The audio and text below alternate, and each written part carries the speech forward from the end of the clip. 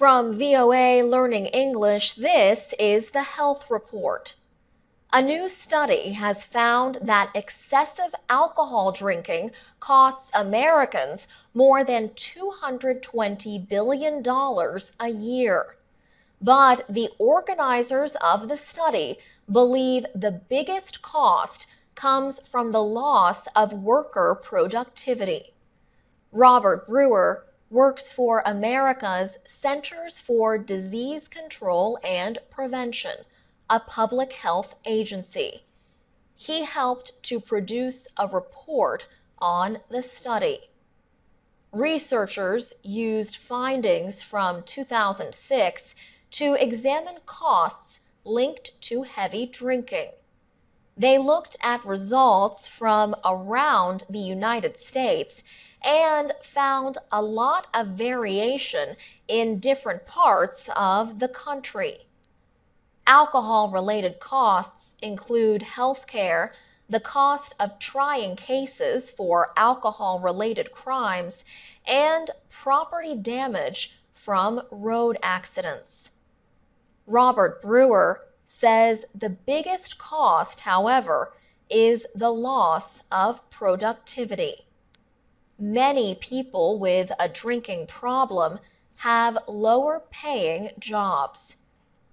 He says they may also be less productive when they are at work.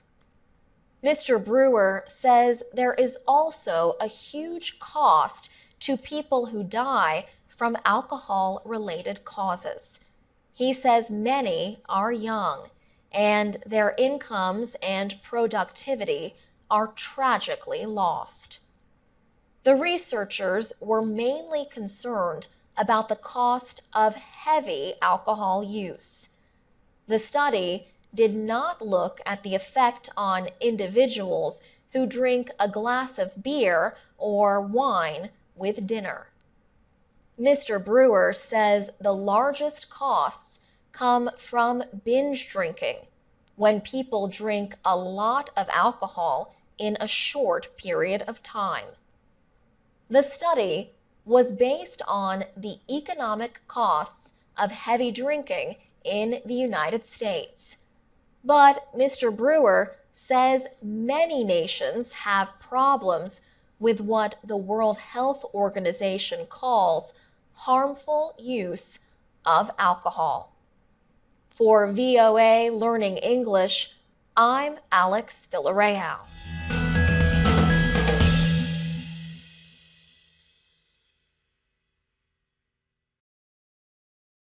This is the VOA Special English Health Report. The Global Fund to Fight AIDS, Tuberculosis, and Malaria was created in 2002. It is an alliance of business, government, and civilian partnerships. A new report from the Global Fund says almost 5 million lives have been saved through the 600 programs it supports. The programs operate in 144 countries, many in sub-Saharan Africa.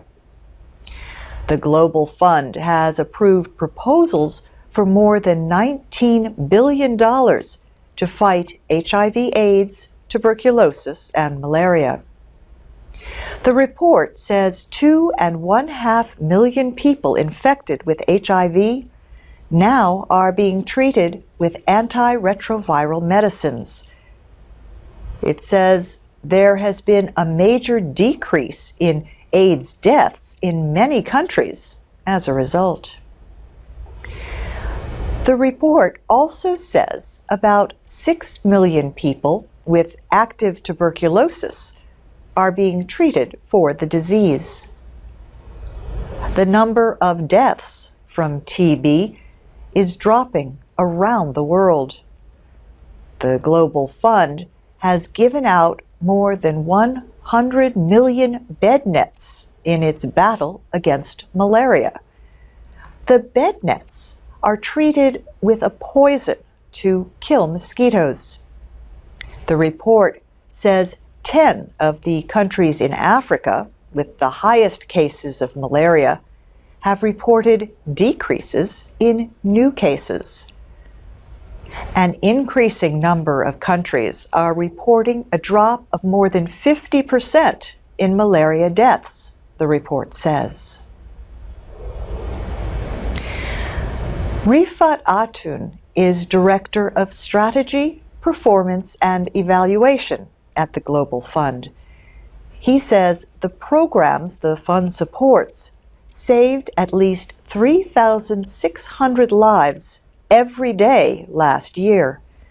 And he says more lives can be saved in the future if the programs continue to receive the money they need. Rifat Atun says we can look forward to a world that is free of HIV infection in children. And he says we can end transmission of HIV from mother to child. The Global Fund was established as a financial tool. It has several guiding ideas. It works to support programs that come from national plans and goals. It tries to find balance in dealing with places, diseases, and interventions. And the Global Fund is open in its work to avoid corruption or the appearance of corruption. Most of the money for the Global Fund to fight AIDS, tuberculosis, and malaria comes from the world's leading industrial nations. And that's the VOA Special English Health Report. For more health news, go to voaspecialenglish.com. From VOA Learning English, this is the Health Report. An international team of researchers has developed a drug that could help in the treatment of post-traumatic stress disorder. PTSD is a mental condition that can develop when someone experiences a disturbing event or series of events. People who suffer from it experience increased anxiety, depression, and may have problems with their memory.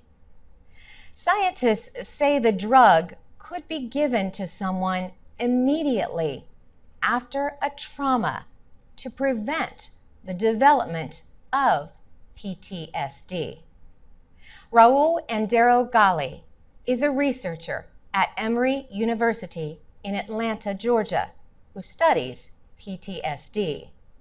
He says it is the only mental disorder with a known trigger, such as a car accident or armed conflict. This means researchers have a better chance of finding a treatment. Dr. Gali and researchers at several other institutions have worked to find a gene linked to PTSD. They found a gene called OPRL1, which releases a protein receptor in the brain of some people under stress. Dr. Gali says this receptor can cause people to experience symptoms of PTSD. The researchers experimented on mice to develop a drug that blocks the receptor and reduces anxiety and fear. Dr. Gali says investigators tested the drug called SR8993 in mice trained to fear an electric shock whenever they heard a specific sound. The mice became stressed when they heard the sound.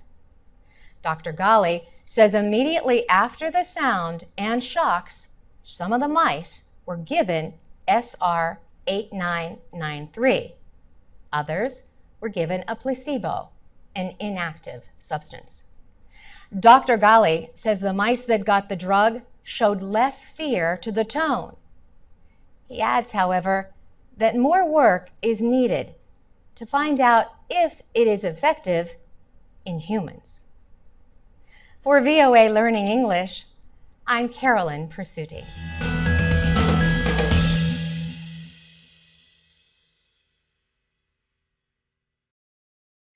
From VOA Learning English, this is the Health Report.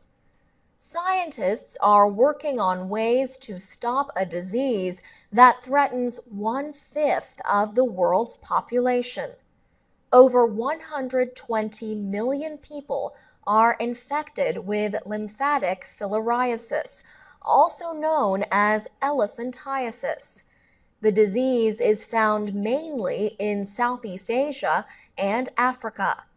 It affects the lymphatic system, which is a major part of the body's natural defenses for fighting disease. Elephantiasis can cause swelling or enlargement of skin and tissue. The cause is a tiny worm that enters and lives in lymphatic tubes for 6 to 8 years.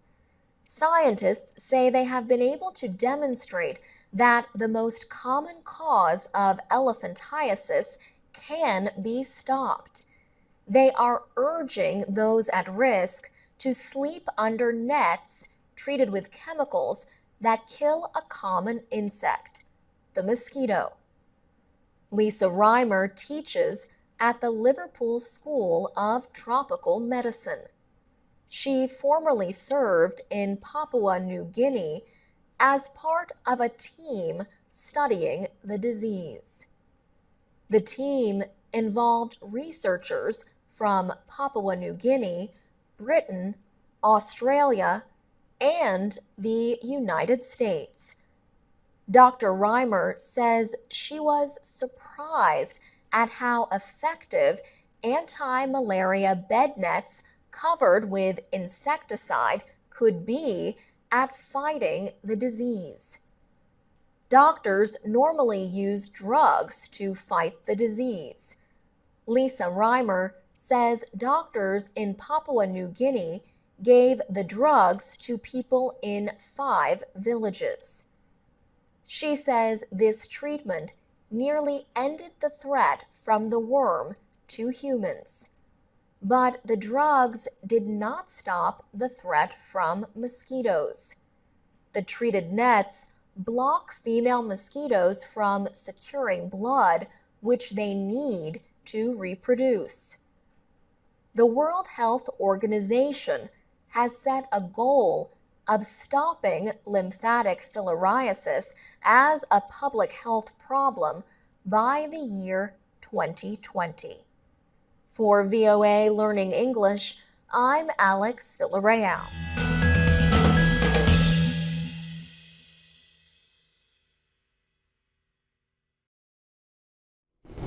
I'm Carolyn Persutti with the VOA Special English Health Report. In the early 1950s, researchers found that people scored lower on intelligence tests if they spoke more than one language. Research in the 1960s found the opposite. So, which is it? Researchers presented their newest studies in February at a meeting of the American Association for the Advancement of Science. The latest evidence shows that being bilingual does not necessarily make people smarter. But researcher Ellen Biastock says it probably does make you better at certain skills. She says, imagine driving down the highway. There are many things that could capture your attention, and you really need to be able to monitor all of them. Why would bilingualism make you any better at that?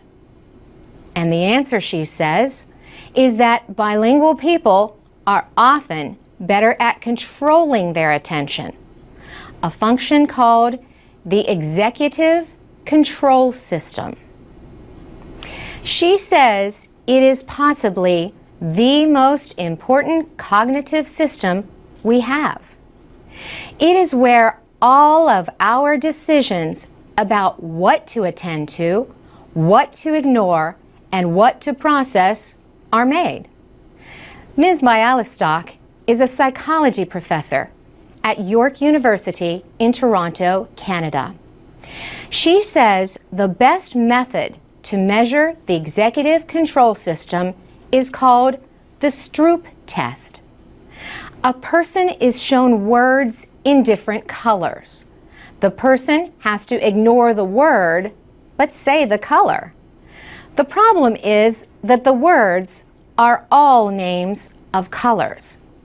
She explains, so you would have the word blue written in red, but you have to say red. But blue is just lighting up all these circuits in your brain, and you really want to say blue. So you need a mechanism to override that so that you can say red. That's the executive control system. Her work shows that bilingual people continually practice this function. They have to, because both languages are active in their brain at the same time. They need to suppress one to be able to speak in the other. This mental exercise might help in other ways too. Researchers say bilingual children are better able to separate a word from its meaning and more likely to have friends from different cultures.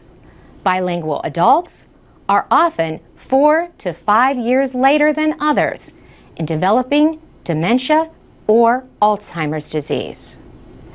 Foreign language study has increased in the United States, but linguist Allison Mackey at Georgetown University in Washington, D.C., points out that English-speaking countries are still far behind the rest of the world. For VOA Special English, I'm Carolyn Presutti. From VOA Learning English, this is the Health Report. The United Nations says Asian children are facing health problems caused by poor nutrition. The United Nations Children's Fund, or UNICEF, and the World Health Organization produced the report. It finds some children are overweight, while others in the same country suffer from starvation. The report focuses on countries across Southeast Asia, including Indonesia, Malaysia, the Philippines, and Thailand. The report finds that in most countries, there are equal amounts of overweight and starving children. For example, in Indonesia, 12% of children are overweight, the same number as those who are starving. In Thailand, it says 7% of children are starving and 11% are overweight. Southeast Asia is seen as a key economic driver for the world economy. But with economic growth comes an increase in foods and sugary drinks with low nutritional value. The report says this has caused an increase in obesity and heart disease in children. Starvation is still an issue in most countries in the region. The report says this is caused by poverty, poor nutrition, and a lack of clean water. Dorothy Foote is a nutrition expert at UNICEF.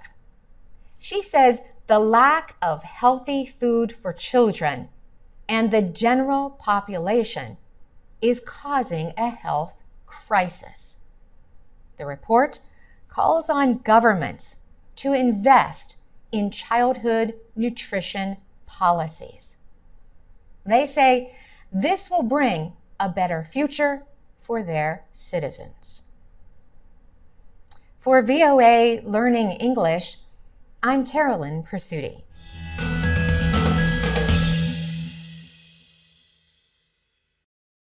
I'm Alex Villarreal with the VOA Special English Health Report.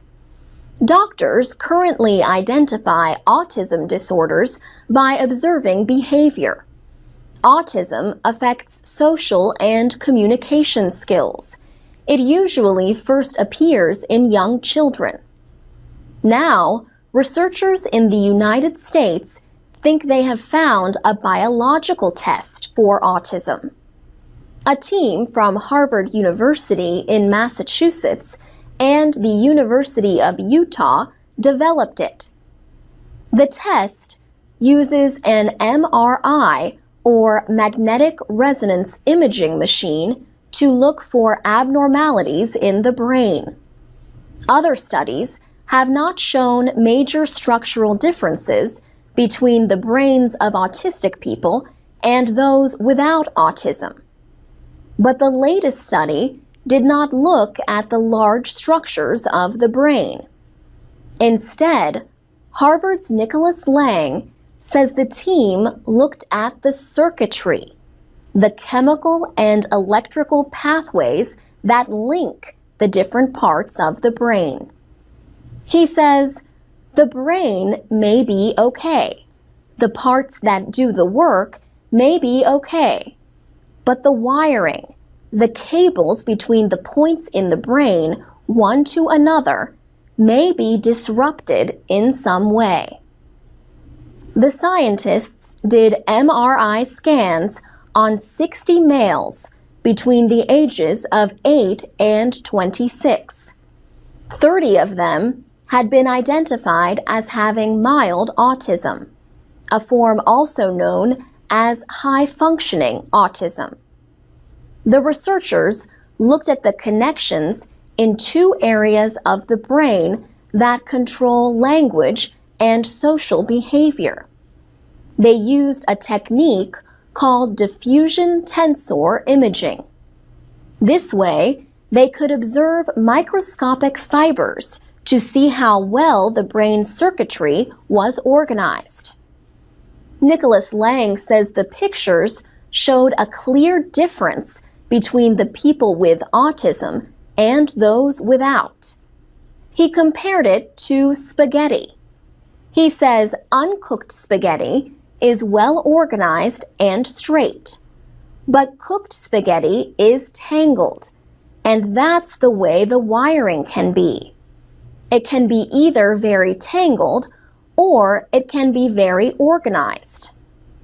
The researchers say the tests were able to predict with 94% accuracy which of the people had been found to have autism. The researchers repeated their study with new participants and got equally strong results.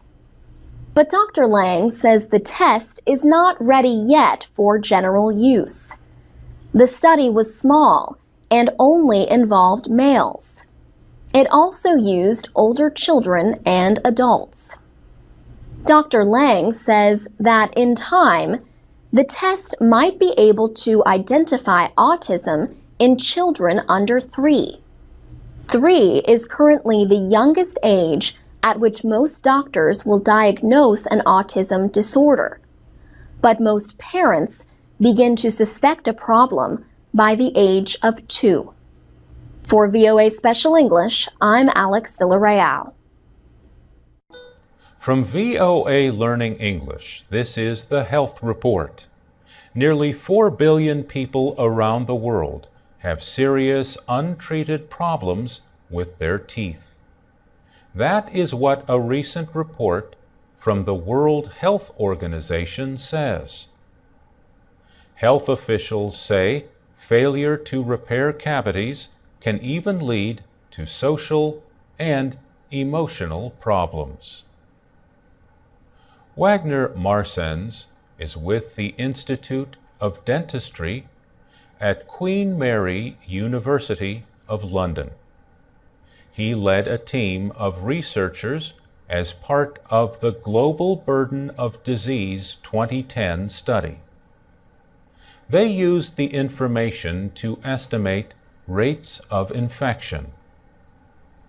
The report says untreated tooth decay is the most common of all 291 major diseases and injuries. Professor Marsens says increases in tooth decay are affecting sub-Saharan Africa and probably other areas on the continent.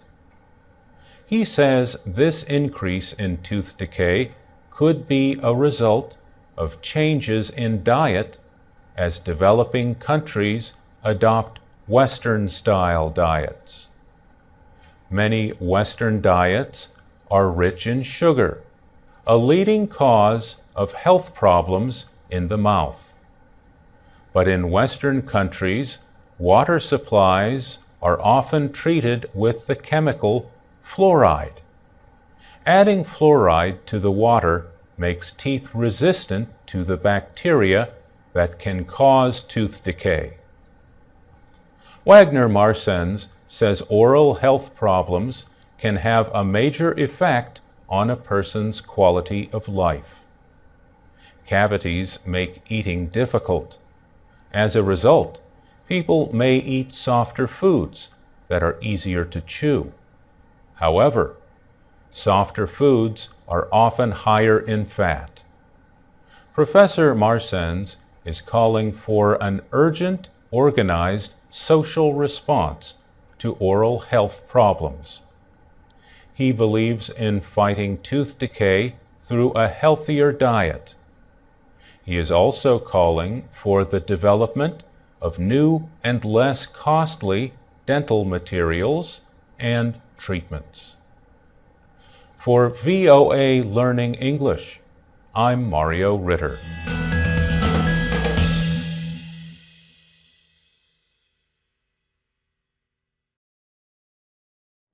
This is the VOA Special English Health Report.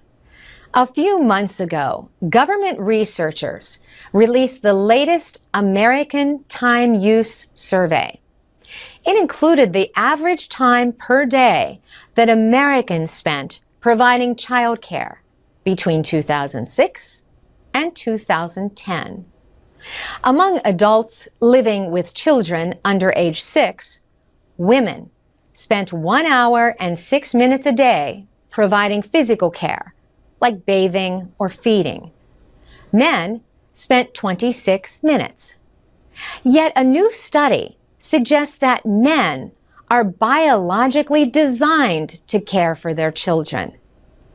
It confirmed that testosterone levels drop after men become fathers. Testosterone is the main sex hormone responsible for the changes when a boy develops into a man. Women also produce testosterone, but in much lower amounts. Earlier studies showed that fathers have lower levels of testosterone than childless men. Christopher Kuzawa at Northwestern University in Evanston, Illinois, says there are at least 2 possible explanations. Is it that fatherhood reduces your testosterone? Or do men with low testosterone to begin with, are they more likely to become fathers? And so what we did is we followed men through time and measured their hormones before and after they became fathers. The researchers used findings from a long-term study of men in the Philippines. Their testosterone levels were measured in 2005 and 2009. Some of the men were childless. Others became fathers during that time. And those were the men where the researchers saw the largest decline in testosterone.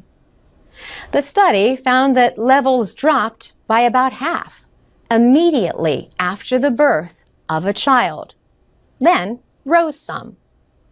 Men who were active in childcare produced less than those who were not active. Testosterone may drop in fathers to get them to pay more attention to parenting than to reproducing. But Professor Kuzawa says there are other good reasons as well. Having high levels of testosterone can increase your risk for diseases like prostate cancer and testicular cancer. The study is in the proceedings of the National Academy of Sciences. Studies have shown a similar drop in other mammals and in birds after mating periods to allow for caregiving. Animal studies have also shown that the greater the involvement of males, the lower their testosterone levels. We asked Thomas McDade, another author of the study, if levels also drop in men who adopt children. That is an interesting question, he says, and the next obvious thing to study. For VOA Special English, I'm Carolyn Presutti. This is the VOA Special English Health Report. Increasing evidence suggests that being active can reduce a person's risk of dementia. Dementia is the name for the effects of Alzheimer's disease, stroke, and other brain disorders. People may be considered to have dementia if they lose abilities in 2 or more areas, such as memory and language skills. Other signs of dementia include a loss of ability to think clearly or control emotions. The World Health Organization says about 35 million people worldwide are living with dementia. Most studies of exercise and dementia depend on self-reporting, asking people to report their levels of physical activity. Laura Middleton is a researcher at the Sunnybrook Research Institute and the University of Waterloo in Canada. She says there are problems with self-reporting.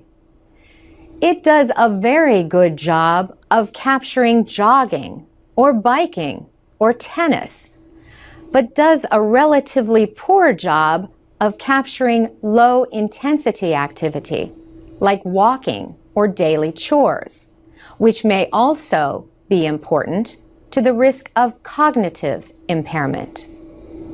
So Professor Middleton led a team in a new study to measure activity levels scientifically. The study lasted 5 years. Almost 200 people took part. Their average age was 75. The people drank small amounts of what scientists call doubly labeled water. It contains forms of hydrogen and oxygen that can mark or label these elements within body water. This way, scientists can measure energy use through urine tests. The research showed that the greater the level of activity, the greater the reduction in the risk of memory loss and other cognitive impairment. The study is published in the Archives of Internal Medicine. In a second study, French researchers reported on exercise and dementia in women with heart risks like obesity or diabetes. Marie-Noëlle Vercambre of the Foundation for Public Health in Paris led the study. The findings suggest that even a half-hour walk at a quick speed every day could lower the risk of cognitive impairment. Dr. Eric Larson of the Group Health Research Institute in Seattle, Washington, wrote a commentary about the studies. It's not obvious to people that exercise would make your brain healthier, he says, but the latest findings add to the evidence that it does. For VOA Special English, I'm Carolyn Presutti. For more health news and to learn English, go to voaspecialenglish.com. I'm Carolyn Presutti with the VOA Special English Health Report. Have you ever felt lumps under the skins on the sides of your neck when you were sick? These might be lymph nodes. They can get swollen and painful, but their job is to fight infection. Lymph nodes are part of the body's defenses known as the lymphatic system. This complex system throughout the body makes and transports a protective fluid called lymph. Lymph is made of white blood cells, proteins, and fats. In a patient with breast cancer, the cancer can spread to the large number of lymph nodes under the arm. Doctors have traditionally removed many of these lymph nodes in the hope of removing all of the cancer. But the latest research finds nothing to gain by removing so many lymph nodes. Doctors have two choices when breast cancer starts to spread. They can do what is called a sentinel node biopsy. They remove the main growth and one or two lymph nodes nearest to it. Or they can take more aggressive action and remove a lot of lymph nodes. But that can lead to shoulder pain and permanent swelling of the arm. Dr. Armando Giuliano at the John Wayne Cancer Institute in Santa Monica, California, was a leader of the study. He found that a sentinel node biopsy can be enough to eliminate all of the cancer. And the patient does not need to stay in a hospital to have it done. Dr. Giuliano and researchers at other American cancer centers studied almost 900 breast cancer patients. In each case, the cancer had spread to no more than 2 lymph nodes. Half of the women had the traditional surgery. Doctors removed an average of 17 lymph nodes. The other half had the simpler operation with just 1 or 2 nodes removed. Then both groups received radiation treatment and chemotherapy drugs. Dr. Giuliano says rates of survival 5 years later showed that the less invasive operation was just as successful as the more aggressive action. He said the 5-year survival was about 92% for patients who had either operation. The women who had the sentinel node biopsy alone did just as well as the women who had the more radical operation. The study appeared in the Journal of the American Medical Association. Some experts say the findings could change the way surgeons treat early breast cancers that have spread to the lymph nodes. But other doctors say they want more proof before they make a change. For VOA Special English, I'm Carolyn Presutti. From VOA Learning English, this is the Health Report in Special English. Sometimes simple actions taken at the right time can do a lot of good. A new report says more than 800,000 babies could be saved each year if all mothers begin breastfeeding within the first hour after giving birth. Save the Children released the report. It calls breastfeeding one of the best ways to prevent malnutrition. Hunger is a major killer of children under the age of 5. Carolyn Miles is head of Save the Children. She explains that getting mothers to start breastfeeding can sometimes be the hardest part. The first milk from mothers is called colostrum. This is a highly nutritious form of breast milk. Colostrum helps build the baby's immune system and works best in the first hours after a mother gives birth. Colostrum is yellowish, sticky breast milk. The World Health Organization calls it the perfect food for the newborn. Save the Children describes it as a child's first immunization. But Carolyn Miles says in some cultures, there is a mistaken belief that colostrum is dangerous. She says mothers in a lot of places around the world throw away the colostrum. The World Health Organization says mothers should feed their babies only breast milk for the first 6 months. Carolyn Miles says babies do not need anything else. After 6 months, the WHO says breastfeeding should continue along with other foods up to 2 years of age or beyond. The Save the Children report, called Superfood for Babies, examined barriers to breastfeeding. These include cultural beliefs, as well as a shortage of health workers in developing countries. Carolyn Miles says health workers with basic knowledge can help mothers start and continue to breastfeed. For VOA Learning English, I'm Carolyn Presutti. This is the VOA Special English Health Report. World Breastfeeding Week was celebrated the first week of August. The celebration is now in its 19th year. It grew out of a meeting organized by UNICEF to find ways to support breastfeeding. Jill Hall supports breastfeeding. In fact, she could be feeding her son right now.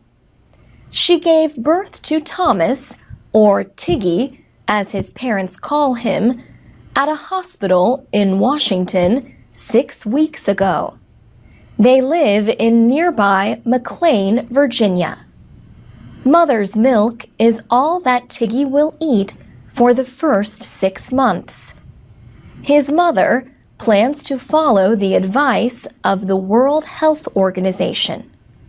6-week-old babies generally breastfeed 7 to 9 times in a 24-hour period. Jill Hall has 2 stepdaughters, but Thomas is her first experience with breastfeeding. And in her words, it's going great. She said, "It's pretty natural. You kind of learn from each other, mom and baby, how it's all going to work. And that can take a little bit of trial and error." Josie Tulo knows all about that. She works for a lactation consulting group in Fairfax, Virginia. She has more than 20 years of experience advising mothers. But she says babies themselves are great guides to nursing. She said when babies are born, they have a need to breastfeed. So, if we were to place a baby on the mother's abdomen, the baby would crawl up the mother's chest and choose which breast it would like to latch onto. The baby will open its mouth twice and lean in to grasp the breast. That is the mother's cue to hug the baby to the breast. Dr. Bernadette Dalemans is an expert on newborn and child health development for the World Health Organization. She offers estimates from the WHO and UNICEF about how many young lives could be saved through breastfeeding. She said, "We could save 1.5 million children under 5 years of age out of the 8.8 million that we estimate to die every year. This is if children were only breastfed for 6 months and continued to breastfeed for up to 2 years with additional food after 6 months. Breastfeeding reduces the chances of infections in the first few hours of life. Later, it reduces the chances of stomach and intestinal infections. Researchers say babies who are breastfed often grow up to have lower blood pressure and cholesterol as adults. They are less likely to be overweight and have type 2 diabetes." And that's the VOA Special English Health Report. I'm Alex Villarreal with the VOA Special English Health Report. World Suicide Prevention Day was September 10th. This year's observance was meant to bring attention to the differences among suicidal individuals and their situations around the world. But the organizers also said that all over the world, people have something in common. They need to feel connected to others for good mental health. The organizers included the International Association for Suicide Prevention and the World Health Organization. The World Health Organization says that every year about 1 million people kill themselves. It says suicide is one of the top 3 causes of death among people between the ages of 15 and 44. Among people aged 10 to 24, suicide is the second leading cause of death after road accidents. Lanny Berman is president of the International Association for Suicide Prevention. He points out that suicide rates differ from country to country, as do common ways that people kill themselves. As a result, he says prevention efforts must fit with local needs. He says the main methods of suicide in developing countries have been pesticides, pesticide poisoning, and overdose. And there have been efforts to develop prevention programs to reduce the use and availability of pesticides. Mr. Berman says findings from agricultural areas of Sri Lanka, India, and China show promise.